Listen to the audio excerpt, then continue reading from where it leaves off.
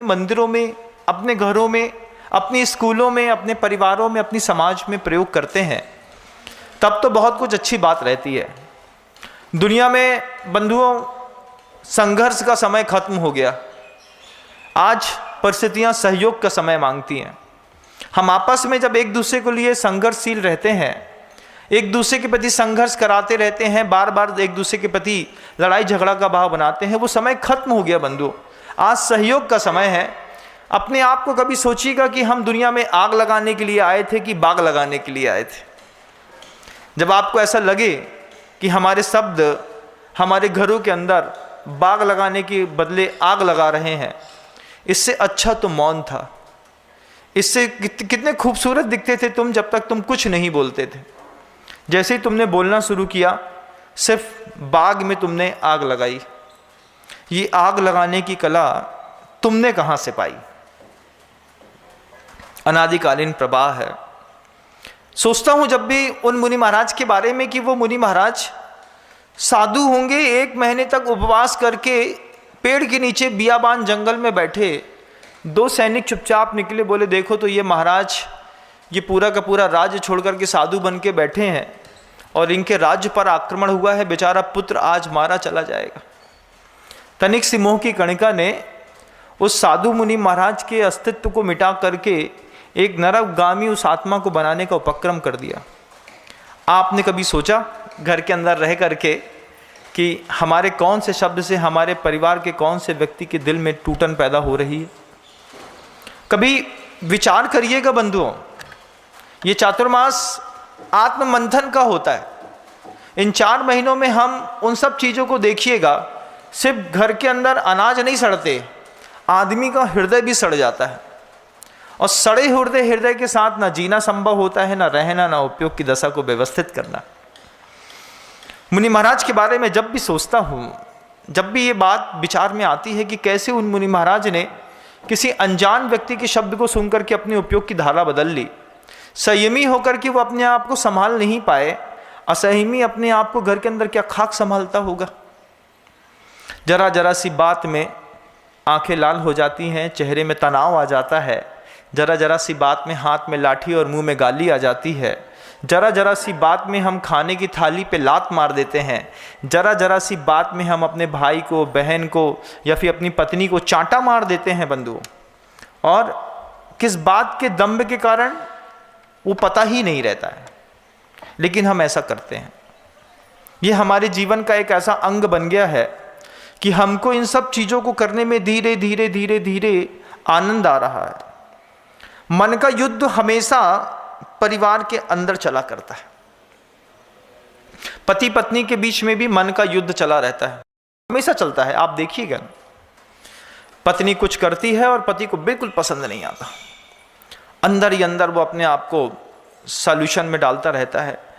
इसको तो समझाते समझाते मेरी ज़िंदगी निकल जाई, सब अच्छा करेगी, लास्ट में एक नौटंकी तो कर ही देती है और दिमाग खराब कर देती है। ऐसा आप भी सोचते होंगे।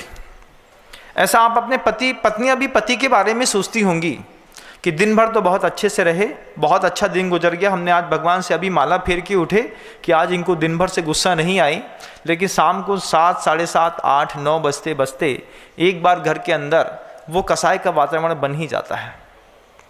वातावरण कसाय का भी बनता हो तो फिर भी ठीक है, लेकिन अपने शब्दों में इतनी लगाम लगाइए जिसके लिए जब कोई आपसे तेज आवाज में कहता है माइंड योर लैंग्वेज, हम उसी को बहुत धीमी आवाज में शांत मन से कहना चाहते हैं कि संघर्ष का समय अब दुनिया में रहा नहीं बंधु। अभी तो सहयोग का समय है। किसी भी साधर्मी को देखिए तो सहयोग करिए, किसी विधर्मी को भी देखिए तो बंधुओं सहयोग करने का समय है। आपस में जितनी बार हम एक दूसरे को काटने का, छीलने का प्रयास करेंगे, उतनी बार सिर्फ एक व्यक्ति नहीं छिलता है, छीलने वाली चाकू की धार भी छिलती है बंधु। इस बात को ध्यान रखिएगा। सिर्फ सब्जियां नहीं बनाई जाती चाकू से, कई बार चाकू को भी धीरे धीरे, सब्जी मुलायम होती है, उसको भी बनाते बनाते पैनी चाकू की धार भी खराब होती है। हम अपने जीवन में उस चीज़ को सोचें और समझें। आचार्य भगवंत बार बार इस बात को कहते हैं जम सक्कई तम की रही, तजम न सक्कई तहेव सद्दहणम, सद्दह मानो जीवे पावई अजरा मर ठाणम। जो कर सकते हो उसको करो, जो नहीं कर सकते हो उस पर श्रद्धा करो, क्योंकि हम उस चीज को कर ही नहीं पा रहे हैं तो फिर हम अपनी श्रद्धा करते हैं उस पर। जम सक्कई तम की रही, जितना करने योग्य है उतना तो कर दो, जो करने योग्य नहीं है उस पर आप श्रद्धा करो। तजम न सक्कई तहेव सद्दहणम, क्योंकि जो चीज़ हम कर नहीं पाते हैं, जिस चीज़ को हम पा नहीं पाते हैं, वो हमारी विषय वस्तु में श्रद्धेय होता है। श्रद्धेय पूजनीय होता है, पूजनीय गुरु और भगवान होते हैं। बंधु, आप अपने अंतर मन में सोचिए कि आप अपने जीवन जीने के लिए मंदिर आते हैं, मंदिरों में अभिषेक करते हैं, शांति धारा करते हैं, प्रभु जी के कलश की स्थापना करते हैं, साधुओं के मंगलमय चातुर्मास का कलश भी लेते हैं, सब करते हैं। लेकिन अंतर मन में बहुत गहरे में जाकर के देखिएगा, श्रद्धा किस चीज के ऊपर टिकी हुई है। क्या धर्म से सुख मिलता है, इस बात के प्रति अंतर मन में श्रद्धा है कि नहीं? धर्म करना अलग बात, और धर्म के प्रति हमारी अंतरंग से श्रद्धा है कि नहीं, कि सत्य बोलने से सुख मिलता है, अहिंसा से सुख मिलता है, झूठ बोलना पाप है, ये अंतरंग में श्रद्धा है कि नहीं, पहले ये देखिएगा। नहीं तो फिर ठीक वैसी स्थिति है हमारी धार्मिक स्थलों पर कि तुमने कहा था इसलिए चले गए, तुमने कहा था इसलिए उपवास भी कर लिया, तुमने कहा था इसलिए पूजा कर ली, तुमने कहा था तो अभिषेक कर लिया, तुमने कहा था तो हमने वो काम भी करके देख लिया, लेकिन बाद में हमारा काम तो सिर्फ हम ही से हुआ। जैसे वो मुनि महाराज जो ध्यानस्थ थे, 1 माह के उपवास के साथ दिगंबर साधु का वेश धर करके भी बैठे थे। अंतरंग बाहरी देखने वाले लोग, कितनी बार लोगों ने पुंज चढ़ाया होगा, भावों की निर्मल सरिता में अवगाहन करने आया हूं।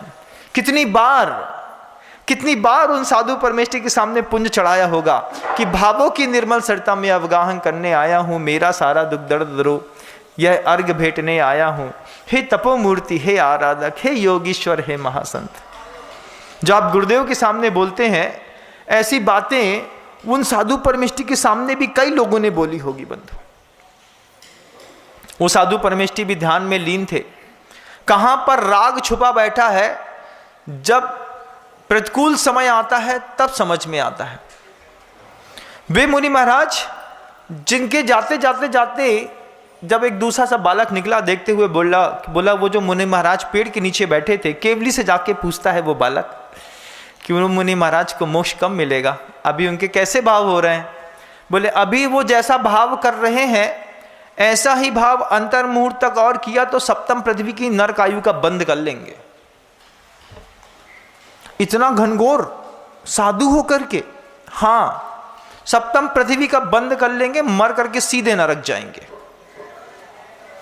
बड़ी कठिन होती है भावों की सरता को संभालना। वह भावों की सरता साधुओं की भी निर्मल नहीं होती। बंधु, अच्छे साधु भी अपने इस बात को, जो साधु भगवंत साध्वी भगवंत मेरे उद्बोधन को सुन रहे हैं, उस सुनते हुए साधक से भी पूछना चाहता हूं, क्या निर्मल सरिता भावों की हमेशा बनी रहती है? क्या ऐसा नहीं लगता कि हमारा जितना भी ज्ञान था वो सारा का सारा ज्ञान कसाय के कारण दब करके धूमिल हो जाता है? जब हम अपनी टोन बदलते हैं, जब हम अपने शब्दों की परिभाषाओं को बदलते हैं, जब हम शब्दों का नया अर्थ अपने हिसाब से लगाते हैं और अपनी एक नई लाइन खींचना चाहते हैं, उस समय आपका ज्ञान बिल्कुल शून्य पड़ा रहता है।